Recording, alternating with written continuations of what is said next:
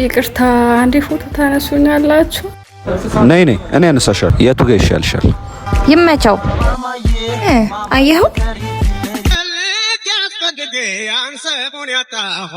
አንተ ምን ያፈዛል? ያፈቀርኳት ልጅ። ምን ያፈቀርኳት?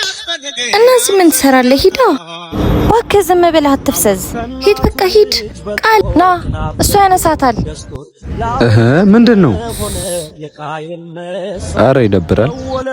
ና ዝም ብለህ። እሺ ምንድነው? የሚያፈቅራት ልጅ ነች። ባለፈው ይሳላት? አዎ እንታወቅ።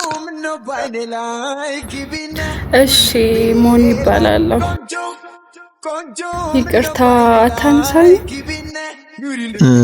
እሺ አነሳሻለሁ።